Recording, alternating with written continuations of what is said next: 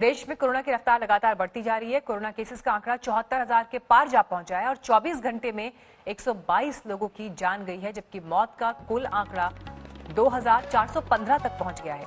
इसके साथ ही देश में 24,000 से ज्यादा लोग स्वस्थ हुए हैं। कोरोना को लेकर ये बड़ा अपडेट, 74,000 के पार कुल मामले जा चुके हैं। 24,000 लोग लेकिन स्वस्थ भी हुए हैं।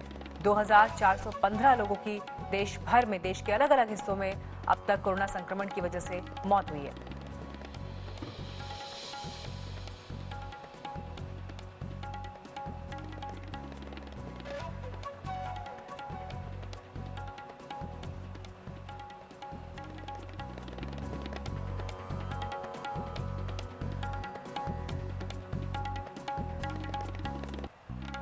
देश में 18 मई से लॉकडाउन 4 की नई किश्त का फैसला किया जा चुका है। कल रात 8 बजे प्रधानमंत्री ने देश को संबोधित करते हुए साफ किया कि देशबंदी का नया प्लान बदला हुआ होगा।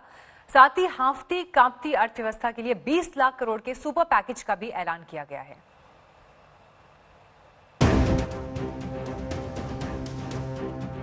आज जिस आर्थिक पैकेज का ऐलान हो रहा है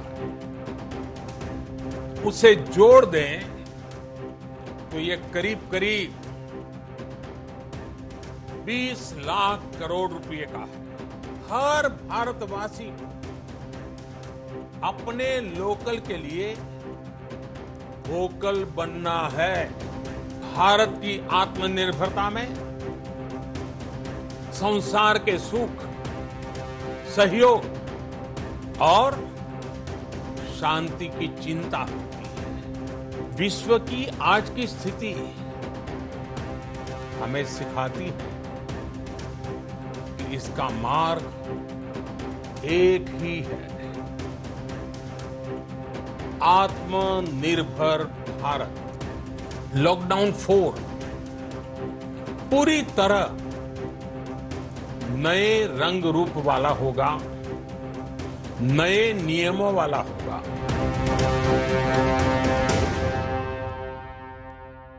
सभी एक्सपर्ट्स बताते हैं, साइंटिस्ट बताते हैं कि कोरोना लंबे समय तक हमारे जीवन का हिस्सा बना रहेगा। लेकिन साथ ही हम ऐसा भी नहीं होने दे सकते कि हमारी जिंदगी सिर्फ और सिर्फ कोरोना के इर्द गिर्द ही सिमट कर रह जाए। हम मास्क पहनेंगे, 2 गज दूरी का पालन करेंगे, लेकिन अपने लक्ष्यों को दूर नहीं होने देंगे। इसलिए लॉकडाउन का चौथा चरण, लॉकडाउन 4, पूरी तरह नए रंग रूप वाला होगा, नए नियमों वाला होगा। कोरोना संकट का सामना करते हुए नए संकल्प के साथ मैं आज एक विशेष आर्थिक पैकेज की घोषणा कर रहा हूं। यह आर्थिक पैकेज आत्मनिर्भर भारत अभियान, आत्मनिर्भर भारत अभियान की अहम कड़ी के तौर पर काम करेगा। साथियों, हाल में सरकार ने कोरोना संकट से जुड़ी जो आर्थिक घोषणाएं की थी, जो रिजर्व बैंक के फैसले थे और आज जिस आर्थिक पैकेज का ऐलान हो रहा है, उसे जोड़ दें तो ये करीब करीब 20 लाख करोड़ रुपए का है। 20 लाख करोड़ रुपए का है। ये पैकेज भारत की जीडीपी का करीब करीब 10% है। समय ने हमें सिखाया है कि लोकल को हमें अपना जीवन मंत्र बनाना ही होगा। आपको आज जो ग्लोबल ब्रांड्स लगते हैं, वो भी कभी ऐसे ही बिल्कुल लोकल थे, लेकिन जब वहां के लोगों ने उनका इस्तेमाल शुरू किया, उनका प्रचार शुरू किया, उनकी ब्रांडिंग की, उन पर गर्व किया, तो वो प्रोडक्ट्स लोकल से ग्लोबल बन गए। वो प्रोडक्ट्स लोकल से ग्लोबल बन गए।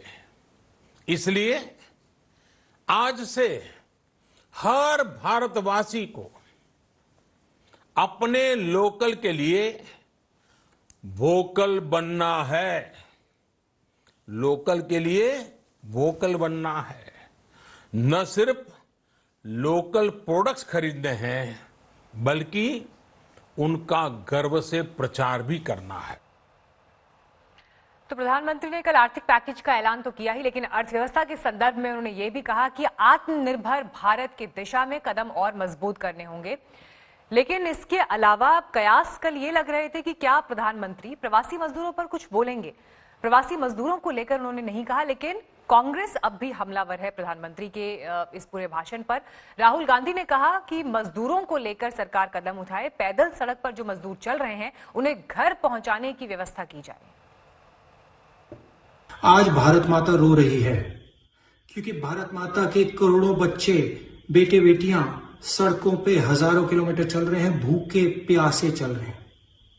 मैं सरकार से विनती करता हूं, इनको आप घर पहुंचाइए, इनके बैंक अकाउंट में पैसा डालिए और इनके रोजगार के लिए स्मॉल एंड मीडियम इंडस्ट्री को आप एक जल्दी से जल्दी पैकेज दीजिए। स्पेशल ट्रेन का हॉर्न बजने लगा है और हजारों मुसाफिर महीनों के बाद अपने घरों को पहुंचने लगे हैं। कल चली गाड़ियां आज सुबह अपने स्टेशन तक पहुंची। भुवनेश्वर से चलकर स्पेशल ट्रेन दिल्ली पहुंची तो साबरमती से भी गाड़ी राजधानी के प्लेटफॉर्म पर लगी। पटना से चलकर दिल्ली वाली गाड़ी आज सुबह अपने तय वक्त पर पहुंच गई। आज भारतीय रेल कुल 9 और ट्रेन चलाने वाला है। हालांकि सारे मुसाफिरों की सोशल डिस्टेंसिंग जैसे नियमों का सख्ती से पालन उन्हें करना होगा।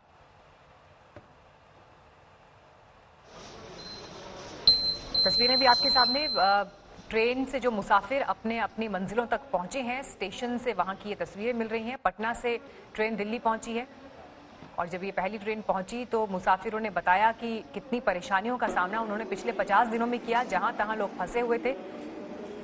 भुवनेश्वर रेलवे स्टेशन की तस्वीरें आपको हम दिखा रहे हैं और अब ये अहमदाबाद की तस्वीरें। तो 15 ऐसे शहर जहां पर रेलवे ने ट्रेन चलाने का फैसला किया और इस फैसले के बाद इन शहरों से जो पहली ट्रेन अपनी मंजिलों तक पहुंची हैं तो मुसाफिरों के चेहरों पर एक संतोष भी दिखाई दे रहा है, लेकिन वो तकलीफ भी दिखाई देती है जो पिछले 50 दिनों में उन्होंने झेली है। भुवनेश्वर से दिल्ली पहुंचने के बाद की तस्वीरें आपको हम दिखा रहे हैं। अहमदाबाद से ट्रेन दिल्ली पहुंची है, पटना से दिल्ली पहुंची और इसके अलावा रेलवे का फैसला यह है कि अब आज 9 और ट्रेन चलाई जाएंगी। इस वक्त मैं नई दिल्ली रेलवे स्टेशन पर मौजूद हूं और जब से लॉकडाउन शुरू हुआ पहली बार ऐसा हुआ है कि ट्रेनें चली हैं। नई दिल्ली रेलवे स्टेशन पर ट्रेन पहुंच चुकी है। यात्री अगर आप देखें तो बाहर मौजूद हैं, लेकिन अब बड़ी समस्या यह है कि ट्रेन से नई दिल्ली रेलवे स्टेशन तक तो आ गए हैं, आगे कहाँ जाना उसके लिए गाड़ी का बंदोबस्त नहीं। आपको कहाँ जाना? अरे कुछ भी नहीं याद हो, बंदोबस्त सहारनपुर जाना, यूपी। सहारनपुर जाना। आपने कहाँ जाना जी? सहारनपुर जी। सहारनपुर जी। यहाँ लाख जोड़ दिए, कुछ भी नहीं याद हो। तो ये स्थिति है यहाँ पर। सर आपने कहाँ जाना है? आपने कहाँ जाना है? जम्मू। जम्मू। तो जम्मू के लिए कैसे जाएंगे यहाँ से? मतलब पहले जब अहमदाबाद से दिल्ली के लिए ट्रेन का तो बुकिंग हो रहा था, बट यहाँ के लिए दिल्ली से जम्मू के लिए दिखा तो रहा है बट कोई बुकिंग नहीं हो पा रहा है ऑनलाइन। ये स्थिति यहाँ पर है, बड़ा चैलेंज है क्योंकि नई दिल्ली रेलवे स्टेशन तक तो लोग आ जा रहे हैं, लेकिन उसके बाद किसी को सहारनपुर, किसी को बरेली जाना है, वो कैसे जाएंगे? क्योंकि दिल्ली से अगर ट्रेवल करने की बात की जाए तो दिल्ली से ट्रेवल करने के लिए यहाँ पर ना कोई बस है ना कोई साधन है। अगर कोई दिल्ली पहुँच भी जाता है तो दिल्ली के अलग अलग इलाकों में रहता है, वो अपने घर कैसे जाएगा, वो अपने गंतव्य तक कैसे जाएगा, ये एक बड़ा चैलेंज है। तो फिलहाल अगर देखें तो कई सवारियाँ जो बाहर से आई, जो अहमदाबाद और राजस्थान से आई, वो फिलहाल नई दिल्ली रेलवे स्टेशन के बाहर ही यहाँ सड़कों पर बैठने को मजबूर हैं। कैमरामैन रोहित के साथ अरविंद ओझा, दिल्ली आज तक। देश में कोई ऐसी सड़क नहीं जहां पर प्रवासी मजदूरों के महापलायन की तस्वीर आपको ना दिखाई दी हो। मजदूर अभी भी लगातार सड़कों पर पैदल चल रहे हैं और इंतजार में हैं कि अपनी मंजिल तक कब पहुंचेंगे।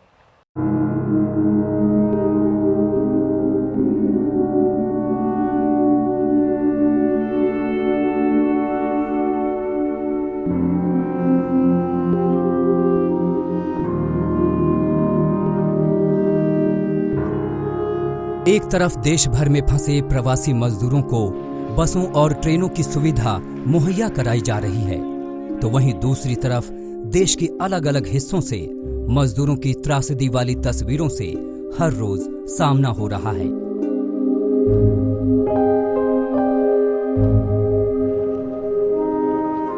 जोधपुर से अजमेर के बीच किस्मत के मारे मजदूर पैदल चलने को मजबूर हैं, लेकिन मई का महीना और राजस्थान की सड़क भीषण गर्मी के बीच हौसला पस्त होने में वक्त नहीं लगता। हाईवे पर इनकी हालत देखकर कुछ ऐसे भी हैं जिनका दिल पसीज उठता है। ऐसे ही एक ट्रक ड्राइवर ने मजदूरों को सहारा दिया। अजमेर से जोधपुर की यात्रा में नेशनल हाईवे पर जो मैंने तस्वीर देखी वो ये है। ये बिहार के रहने वाले मजदूर हैं जो आबू रोड में काम करते थे। जब सब कुछ बंद हो गया, कुछ नहीं रहा, तो पैदल रवाना हुए, लेकिन मदद करने कौन आए? वो ये थे पप्पू। ये कहाँ मिले आपको? हमारे को मिले यहाँ वर में। आपने पैसे तो नहीं लिए इनसे? ना ना, अरे यार हम पैसे ले गए, हम तो इनको खाना पाना खिला रहे हैं। कहाँ तक जा रहे हैं आप? इनको कहाँ तक फिर पहुँचा पाए? इनको जयपुर रास्ते में पैदल आ रहे हैं, बच्चा बच्ची आ रही है, जनानी आ रही है, मैडम आ रही है, इतने के 10 साल के 5 साल के बच्चा बच्चे आ रहे हैं। ये इंसानियत की तस्वीर पप्पू जैसे लोग दिखा रहे हैं। कुछ स्थानीय युवकों ने मजदूरों को देखा तो खाना खिलाने के लिए रुक गए। ये युवक अपनी वैन में खाना लेकर चलते हैं और हाईवे पर भूखे मजदूरों को खाना खिलाते हैं।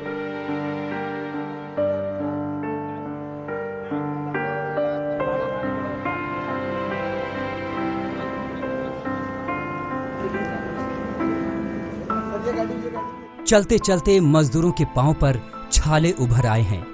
किसी को चोट लगी है, लेकिन दवाई खरीदने के पैसे नहीं हैं। मदद का मौका मिला तो हमारे संवाददाता आशुतोष मिश्रा ने ऐसे एक मजदूर की मरहम पट्टी करने में देर नहीं की।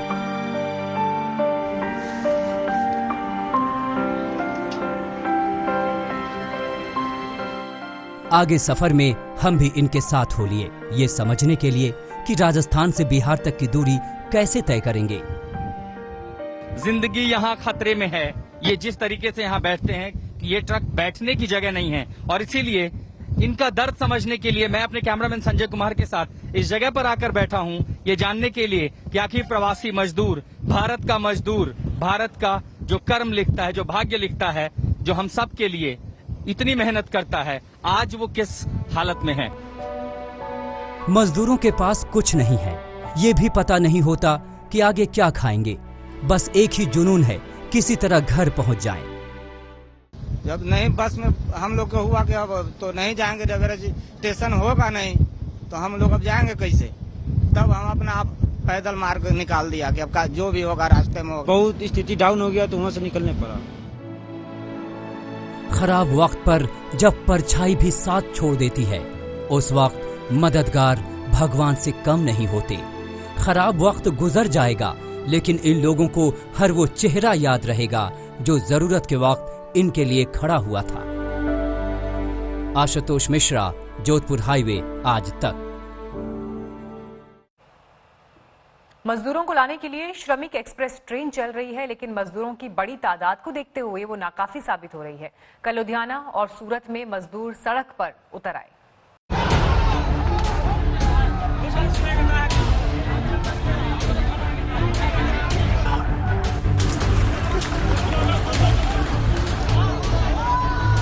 जमकर हो हंगामा, नारेबाजी, और फिर देखते ही देखते भीड़ बेकाबू हो गई।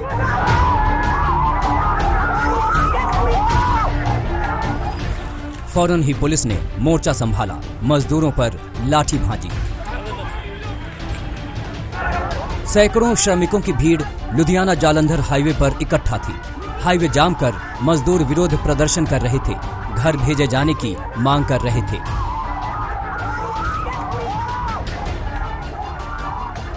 प्रवासी श्रमिकों में जबरदस्त नाराजगी थी। आरोप ये कि स्थानीय प्रशासन की तरफ से ट्रेन चलने का संदेश तो मिलता है, लेकिन जब मजदूर सामान सहित स्टेशन पहुंचते हैं तो उन्हें पुलिस डंडे मारकर भगा देती है। हम लोग घर जाना चाहते हैं, ना तो खाने पीने के लिए कोई सामान है, कुछ नहीं, पैसे वैसे नहीं, कुछ नहीं है हम लोग के पास। हम मजदूर काफी परेशान हैं, और हम लोग के पास कोई पैसा नहीं है, हम लोग घर जाना चाहते हैं सर। हम लोग यहाँ से परेशान हो गए हैं। तो गए थे 2-3 बंदे गांव का, तो उन लोगों को लौटा दिया, बोला जाओ फुल हो गए ट्रेन। अच्छा, रोज ऐसे हो रहा है? ऐसे हो रहे हैं रोज।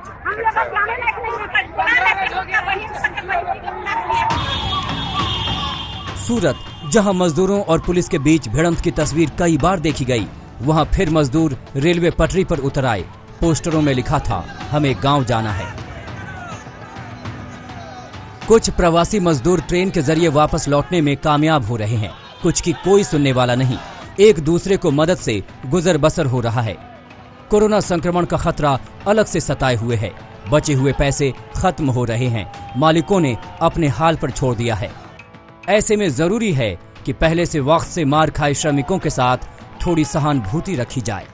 लुधियाना से मुनीश अत्रे के साथ आज तक ब्यूरो। पहले कोरोना वायरस का जबरदस्त संक्रमण और फिर लॉकडाउन की मजबूरी। इस दोहरी मार से निपटने के लिए प्रधानमंत्री नरेंद्र मोदी पूरे एक्शन में हैं। कल शाम प्रधानमंत्री ने 20 लाख करोड़ के आर्थिक पैकेज का ऐलान किया। ये आर्थिक पैकेज लड़खड़ाती अर्थव्यवस्था को पटरी पर लाने की तैयारी है। हालांकि इस पैकेज में पहले से चल रही कई योजनाओं को भी शामिल किया गया है।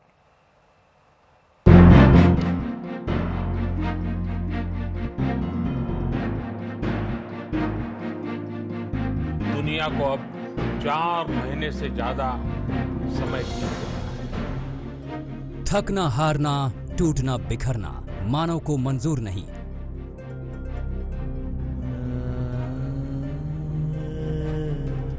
इस दौरान कोरोना संकट काल में 5वीं बार जब प्रधानमंत्री देश के सामने आए तो इस मंत्र को सामने रखा। इंसान घरों में, कामकाज बंद, उद्योग धंधों पर ताला, कारोबारी तंग हाल, कामगार बदहाल। 50 दिनों में लॉकडाउन में अर्थव्यवस्था लड़खड़ाने लगी। लेकिन आपदा को अवसर में बदलने का हुनर जिस नेता को आता है वो प्रधानमंत्री नरेंद्र मोदी हैं।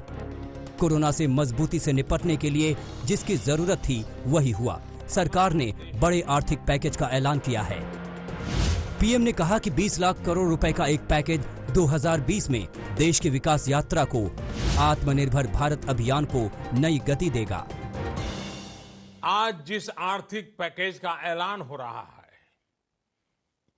उसे जोड़ दें तो ये करीब करीब 20 लाख करोड़ रुपए का है। 20 लाख करोड़ रुपए का है। ये पैकेज भारत की जीडीपी का करीब करीब 10% है। इस ऐलान के साथ प्रधानमंत्री नरेंद्र मोदी ने देश को 20 लाख करोड़ का जीवन और सुरक्षा कवच पहनाया। ये रकम इतनी बड़ी है कि कई देशों के सालाना बजट इसमें समा जाएं। पैकेज भारत की जीडीपी का करीब करीब 10% है। सबसे अहम यह है कि ये आर्थिक पैकेज उन लोगों के लिए है जो कोरोना के चक्र में बुरी तरह फंस गए हैं। प्रधानमंत्री ने साफ किया कि इस आर्थिक पैकेज से कुटीर उद्योग, लघु मंझोले उद्योग, श्रमिकों और किसान, मध्यम वर्ग को फायदा मिलेगा। इसके साथ ही आर्थिक पैकेज भारतीय उद्योग जगत को भी नई ताकत देगा। ये आर्थिक पैकेज देश के उस श्रमिक के लिए हैं, देश के उस किसान के लिए हैं जो हर स्थिति, हर मौसम में देशवासियों के लिए दिन रात परिश्रम कर रहा है। ये आर्थिक पैकेज भारतीय उद्योग जगत के लिए हैं जो भारत के आर्थिक सामर्थ्य को बुलंदी देने के लिए संकल्पित है। दुनिया कोरोना से कराह रही है। अमेरिका तक का भट्टा बैठा हुआ है। यूरोप के देशों की आंखों में गमों और बर्बादी के आंसू हैं। लेकिन प्रधानमंत्री नरेंद्र मोदी विश्व की मजबूती भी चाहते हैं और उसमें इस 21वीं सदी में भारत की अहम भूमिका भी। लेकिन उससे पहले उनकी नजर उन लोगों पर है जिनकी जिंदगी कोरोना में बेनूर और बर्बाद हो गई। हमारे जो रेहड़ी वाले भाई बहन हैं, ठेला लगाने वाले हैं, पटरी पर सामान बेचने वाले हैं, जो हमारे श्रमिक साथी हैं, जो घरों में काम करने वाले भाई बहन हैं, उन्होंने इस दौरान बहुत कष्ट झेले हैं। 20 लाख करोड़ का पैकेज 2020-21 के स्वीकृत बजट यानी 30 लाख करोड़ से करीब 10 लाख करोड़ कम है। अब बड़ा सवाल उठता है कि इतनी बड़ी रकम कहां से आएगी, किस मद से इसे दिया जाएगा। हालांकि ये साफ है कि इस पैकेज में पहले से घोषित आर्थिक पैकेज शामिल हैं।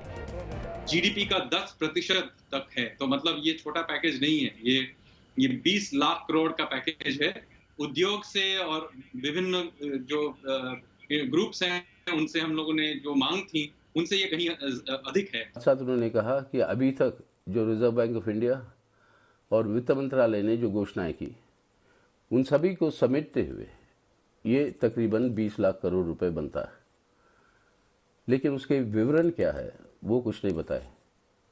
जब तक ये विवरण नहीं आता उसके ऊपर टिप्पणी करना मुश्किल है। प्रधानमंत्री मोदी ने काफी पहले मेक इन इंडिया का नारा दिया था। कोरोना काल ने उसको आगे बढ़ाने का एक मौका दे दिया।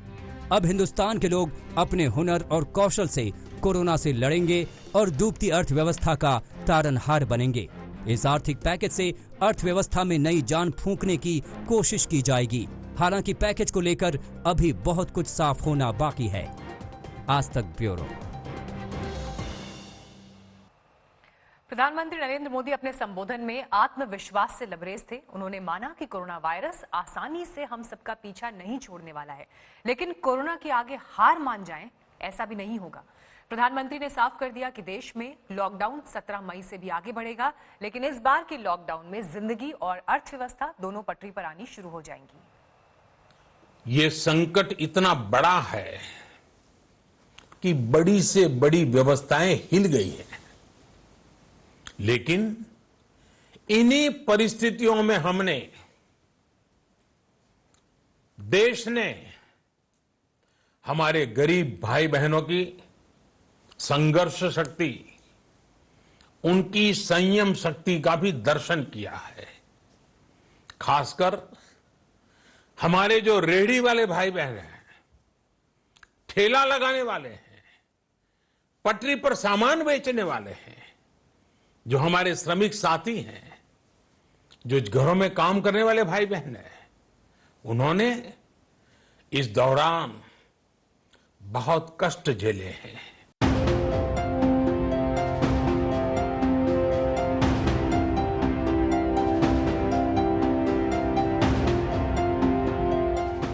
करीब 33 मिनट के राष्ट्र के नाम अपने संदेश में प्रधानमंत्री नरेंद्र मोदी ने लॉकडाउन के दौरान लोगों की असुविधा का जिक्र किया, लेकिन देश की निगाहें इस बात पर लगी थी कि लॉकडाउन आगे बढ़ेगा या फिर 17 मई को खत्म हो जाएगा। प्रधानमंत्री ने अपने भाषण के करीब आखिर में तस्वीर साफ कर दी। बोले कि इस बार लॉकडाउन 4 नए रंग रूप वाला होगा। लॉकडाउन का चौथा चरण, लॉकडाउन 4 पूरी तरह नए रंग रूप वाला होगा, नए नियमों वाला होगा। लॉकडाउन 3.0 के वक्त देश को कोरोना संक्रमण के लिहाज से ग्रीन जोन, ऑरेंज जोन और रेड जोन में बांटा गया था। उसी के हिसाब से छूट दी गई थी। प्रधानमंत्री नरेंद्र मोदी ने ये साफ किया कि लॉकडाउन 4 तो होगा ही, लेकिन इसमें सेहत के साथ साथ जिंदगी को पटरी पर लौटने के भी नुस्खे होंगे। देश में जितनी बार भी लॉकडाउन बढ़ा, उससे पहले प्रधानमंत्री मोदी ने राज्यों के मुख्यमंत्रियों से बातचीत की थी। सोमवार को भी उन्होंने मुख्यमंत्रियों के साथ 2 चरणों में मैराथन बैठक की थी। 5 मुख्यमंत्रियों ने साफ साफ कहा कि लॉकडाउन को आगे बढ़ाया जाए। प्रधानमंत्री मोदी ने कहा कि राज्यों के सुझावों के आधार पर ही लॉकडाउन 4 की रूपरेखा तय की जाएगी। राज्यों से हमें जो सुझाव मिल रहे हैं, उनके आधार पर लॉकडाउन 4, इससे जुड़ी जानकारी भी आपको 18 मई से पहले दी जाएगी। मुझे पूरा भरोसा है कि नियमों का पालन करते हुए हम कोरोना से लड़ेंगे भी और आगे भी बढ़ेंगे। कोरोना संक्रमण के बाद से प्रधानमंत्री नरेंद्र मोदी अब तक देश को 5 बार संबोधित कर चुके हैं। 19 मार्च को उन्होंने जनता कर्फ्यू लगाने की बात कही थी, तो 24 मार्च को उन्होंने लॉकडाउन के पहले चरण का ऐलान किया था। प्रधानमंत्री नरेंद्र मोदी ने साफ कहा कि लॉकडाउन 4 पूरी तरह से नए रंग रूप में होगा। ऐसे में सवाल है कि क्या रेलवे के बाद हवाई उड़ानें भी देश में शुरू की जाएंगी? क्या सड़कों पर सार्वजनिक यातायात शुरू किया जाएगा? क्या लॉकडाउन 4 में अब तक बंद आर्थिक गतिविधियां शुरू होंगी? क्या मॉल, सिनेमाघर और बाजार खुलेंगे? जो मजदूर अपने घर नहीं जा पाए हैं, क्या उन्हें वहीं रोजगार मिलेगा? संकट को ब्लेसिंग इन डिस्गाइज मानकर हम आत्मविश्वास के साथ पॉजिटिव खड़े रहे और देश को आगे लेकर जाए, ये संदेश कृति से प्रधानमंत्री जी ने दिया है। मैं विशेष रूप से लघु उद्योग, कुटीर उद्योग और जो ग्रामोद्योग है, उनके लिए प्रधानमंत्री जी ने ये जो सपोर्ट दिया है, ये इंडस्ट्री कभी भूल नहीं सकती। प्रधानमंत्री नरेंद्र मोदी ने इस बार के अपने संबोधन में कोरोना से डर की बात रखी, दुनिया की अर्थव्यवस्थाओं पर इसके असर की बात रखी, तो पूरे आत्मविश्वास के साथ देश को आत्मनिर्भर बनाने की भी बात कही। संदेश साफ था कि कोरोना संक्रमण अपनी जगह, जिंदगी की रफ्तार अपनी जगह, तमाम बंदिशें खत्म होंगी, जिंदगी पटरी पर लौटेगी। हिमांशु मिश्रा, दिल्ली, आज तक। एक वायरस ने दुनिया को हिलाकर रख दिया। विश्व में करोड़ों जिंदगियों पर संकट इस वक्त आ खड़ा हुआ है। सारी दुनिया जिंदगी बचाने की जंग में जुटी है, लेकिन इस कोरोना संक्रमण के दौर में भारत को अपनी नई पहचान बनानी है और इसीलिए प्रधानमंत्री मोदी ने आत्मनिर्भर भारत का मंत्र दिया और इस आत्मनिर्भर भारत के लिए 5 पिलर जो बताए, सुनिए। विश्व की आज की स्थिति हमें सिखाती है कि इसका मार्ग एक ही है,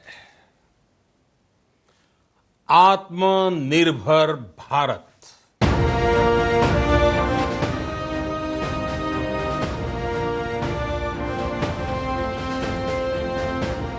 प्रधानमंत्री मोदी ने एक बार फिर भारत को बुलंदी पर पहुंचाने का रास्ता दिखाया। उन्होंने कहा कि अब इतिहास 2 हिस्सों में लिखा जाएगा, कोरोना से पहले का भारत और कोरोना के बाद का भारत। लिहाजा अब देश को आत्मनिर्भर बनना होगा। पीएम मोदी ने कहा कि आत्मनिर्भर भारत की ये भव्य इमारत 5 पिलर पर खड़ी होगी। ये 5 पिलर हैं: इकोनॉमी, इंफ्रास्ट्रक्चर, सिस्टम, डेमोग्राफी और डिमांड। प्रधानमंत्री ने अपने संबोधन में कहा कि आज हमारे पास साधन है, हमारे पास ताकत है, दुनिया की बेहतरीन टैलेंट है। हम बेस्ट प्रोडक्ट बनाएंगे, सप्लाई चेन को और आधुनिक बनाएंगे। साथ ही पीएम मोदी ने लोकल को वोकल बनाने का नारा भी दिया। आज से हर भारतवासी को अपने लोकल के लिए वोकल बनना है, लोकल के लिए वोकल बनना है। न सिर्फ लोकल प्रोडक्ट्स खरीदने हैं, बल्कि उनका गर्व से प्रचार भी करना है। केंद्रीय मंत्री नितिन गडकरी ने पीएम मोदी के 20 लाख करोड़ के बूस्टर पैकेज की जमकर तारीफ की। उन्होंने कहा कि कोरोना काल के बाद जिस तरह से दुनिया चीन को संशय की नजर से देख रही है, उससे भारत के विश्व महाशक्ति बनने का रास्ता और पुख्ता हो गया है। के प्रति जिस प्रकार की भावना पूरे वर्ल्ड में हो रही है, वो देखते हुए मुझे लगता है कि ये ब्लेसिंग इन डिस्गाइज है और इसलिए पूरे दुनिया में इंडिया को सुपर पावर बनाने के लिए ये जो एक बहुत अच्छा ताकतवान ऐसा बूस्टर डोज प्रधानमंत्री जी ने दिया है, उससे गांव, गरीब, मजदूर, किसान से लेकर उद्योजकों तक सबके लिए इसका फायदा होगा। जो 20 लाख करोड़ की जो बात कही है, जिसमें 1,75,000 पहले से अनाउंस किया, स्टिमुलस डिक्लेयर किया जा चुका है, ये पैसा कहाँ से आएगा? और उम्मीद रखते हैं कि वित्त मंत्री जी इसके बारे में विस्तार से बताएंगी, क्योंकि जो टैक्स रेवेन्यू है वो पूरी तरह से गिरी है, जीएसटी का है वो पूरी तरह से गिरी है। विरोधी भी मोदी की आर्थिक कला के मुरीद हो चले हैं। राजस्थान के मुख्यमंत्री अशोक गहलोत ने आर्थिक पैकेज की तारीफ करते हुए कहा कि देर से आए दुरुस्त आए। वहीं छत्तीसगढ़ के मुख्यमंत्री भूपेश बघेल ने कहा कि फंड का आवंटन होने के बाद ही मोदी जी के बूस्टर पैकेज की असलियत पता चलेगी। देर आए दुरुस्त आए, बेटर लेट देन नेवर, ये स्थिति बनी है और पैकेज है, इसका तो सभी स्वागत कर रहे हैं। देखना ये कि कल से वित्त मंत्री किस रूप में क्या क्या घोषणाएं करती हैं लगातार, उससे अंदाज लगेगा किस रूप में ये पूरी इकोनॉमी जाएगी देश की, क्योंकि पहले से स्लो इकोनॉमी थी देश की, फिर कोरोना आ गया तो तमाम राज्य सरकारें बर्बाद हो गई। सवाल इस बात का है कि गरीबों को कितना मिल रहा है, किसानों को कितना मिल रहा है, व्यापारियों को कितना मिल रहा है, औद्योगिक क्षेत्र में कितना मिल रहा है और राज्य सरकारों को कितना दिया जा रहा है, और ये कब तक के लिए, तत्काल कितना दिया जा रहा है कि 2022 के बाद कितना मिलेगा, 24 के बाद कितना मिलेगा। प्रधानमंत्री मोदी के बताए रास्ते पर कैसे चलना है, इस योजना को विस्तार देने की जिम्मेदारी वित्त मंत्री निर्मला सीतारमण के कंधों पर है। उम्मीद है देश का आर्थिक चक्का रफ्तार पकड़ेगा और मुश्किलों का दौर खत्म होगा। आज तक ब्यूरो। मुश्किलें तो दिल के इरादों को आजमाती हैं। कोरोना ने भी आजमाया, लेकिन इस आपदा को प्रधानमंत्री मोदी ने अवसर में बदलने का ठान लिया है। उन्होंने देश का हौसला बढ़ाया कि किस तरह से मुश्किल हालात में जज्बे के साथ बाहर आना होगा। प्रधानमंत्री मोदी के सामने उनके ही उठाए कुछ ऐसे कदम नजीर के रूप में हैं जो बताते हैं कि बुरे दिनों से कैसे लड़ा जाता है। हमें बचना भी है और आगे बढ़ना भी है। बड़ी बड़ी मुसीबतों से बचते हुए आगे बढ़ने का रास्ता प्रधानमंत्री नरेंद्र मोदी बखूबी निकाल लेते हैं। अब कोरोना के वायरस तो विदेशों से घूमकर आधम के, न इसकी पहले से कोई भनक, न कोई इलाज का हनक, यहाँ तक कि बचाव के लिए न पीपीई किट्स, न कोरोना का पता लगाने के लिए टेस्ट किट्स, न मास्क। लेकिन जब मुश्किल आ गई तो समाधान भी निकाल लिया। मैं एक उदाहरण के साथ अपनी बात बताने का प्रयास करता हूं। जब कोरोना संकट शुरू हुआ तब भारत में एक भी पीपीई किट नहीं बनती थी। N95 मास्क का भारत में नाम मात्र उत्पादन होता था।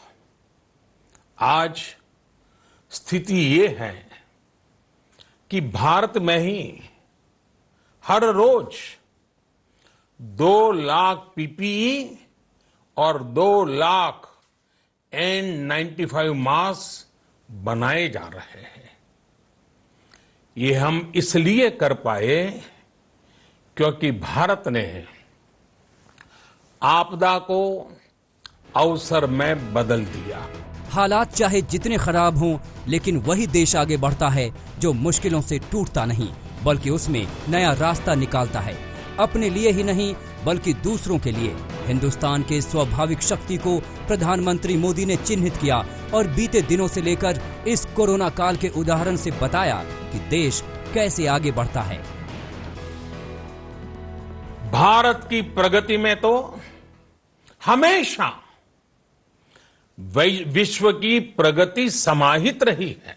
जब भारत खुले में शौच से मुक्त होता है तो दुनिया की तस्वीर भी बदलती है। टीबी हो, कुपोषण हो, पोलियो हो, भारत के अभियानों का असर दुनिया पर पड़ता ही है।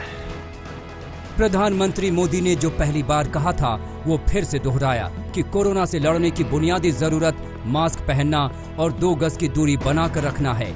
लेकिन इसके साथ ये भी साफ कर दिया कि विकास की यात्रा अब रुकेगी नहीं। आज तक ब्यूरो। एक वायरस ने पूरी दुनिया में तबाही ला दी। विश्व में करोड़ों जिंदगियों पर संकट आ गया। सारी दुनिया जिंदगी बचाने की इस जंग में जुटी है। लेकिन इस कोरोना काल में भारत को अपनी नई पहचान बनानी है और इसीलिए प्रधानमंत्री मोदी ने आत्मनिर्भर भारत का मंत्र दिया और इस आत्मनिर्भर भारत मंत्र के 5 पिलर बताए।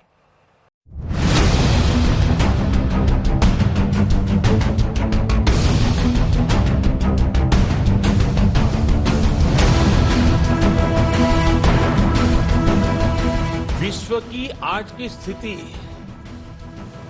हमें सिखाती है कि इसका मार्ग एक ही है, आत्मनिर्भर भारत। कोरोना से जंग बड़ी है और तगड़ी भी है। लॉकडाउन ने दुनिया को झकझोर कर रख दिया है। लेकिन भारत लड़ना जानता है। कोरोना काल में संकट अर्थव्यवस्था का है। मकसद देश को फिर से बुलंदी पर पहुंचाने का है, क्योंकि अब इतिहास 2 हिस्सों में लिखा जाएगा, कोरोना से पहले का भारत और कोरोना के बाद का भारत। ऐसे में भारत को आत्मनिर्भर बनना होगा। पीएम मोदी ने कहा कि आत्मनिर्भर भारत की ये भव्य इमारत 5 पिलर पर खड़ी होगी। साथियों, आत्मनिर्भर भारत की ये भव्य इमारत 5 पिलर्स पर खड़ी होगी।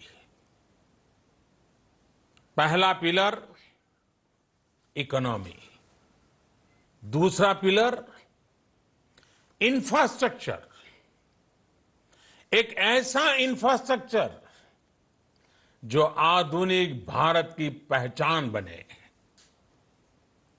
तीसरा पिलर हमारी सिस्टम, एक ऐसा सिस्टम जो बीती शताब्दी की रीति नीति नहीं बल्कि 21वीं सदी के सपनों को साकार करने वाली टेक्नोलॉजी ड्रिवन व्यवस्थाओं पर आधारित हो।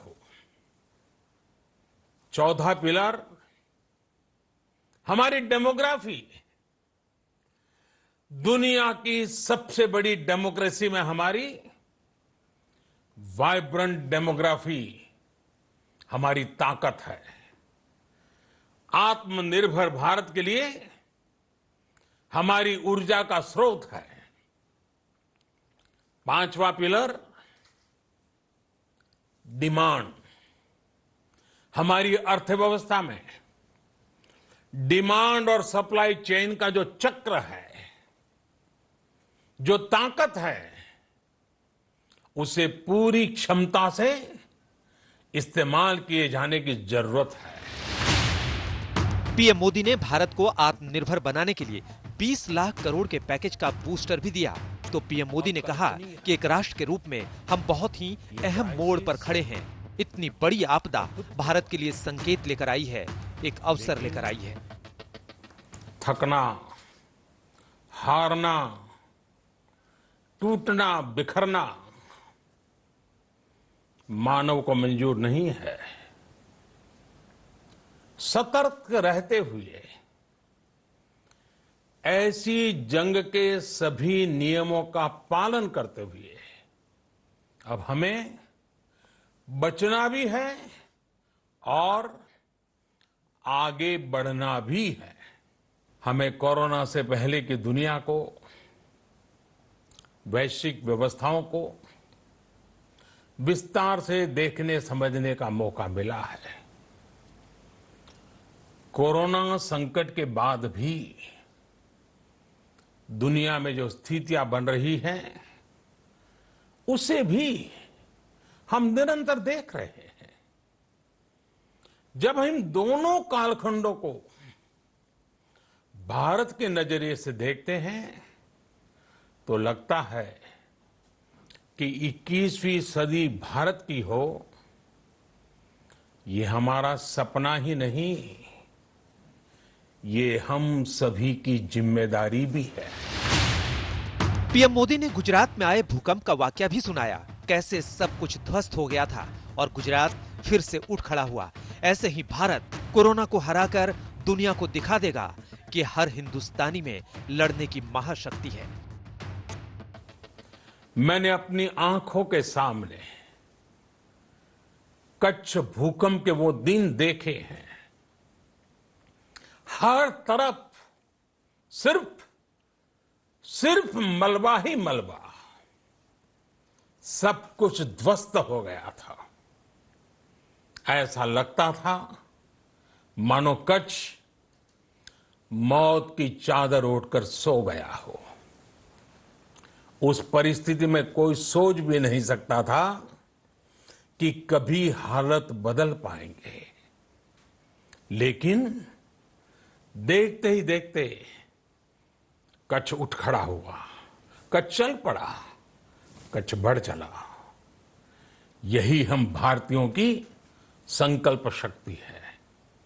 हम ठान लें तो कोई लक्ष्य असंभव नहीं, कोई राह मुश्किल नहीं, और आज तो चाह भी है, राह भी है। ये है भारत को आत्मनिर्भर बनाना। प्रधानमंत्री ने अपने संबोधन में कहा कि आज हमारे पास साधन है, हमारे पास ताकत है, दुनिया का बेहतरीन टैलेंट है।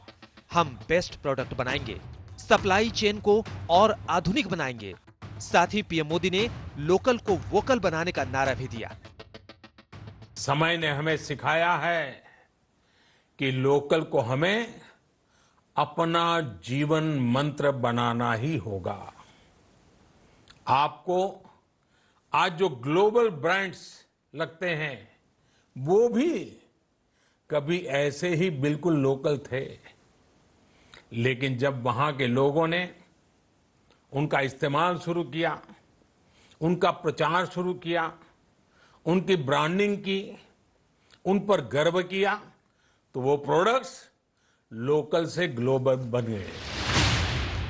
मोदी ने कहा कि भारत जब आत्मनिर्भरता की बात करता है तो आत्म केंद्रित व्यवस्था की वकालत नहीं करता। भारत की आत्मनिर्भरता में संसार के सुख, सहयोग और शांति की चिंता होती है।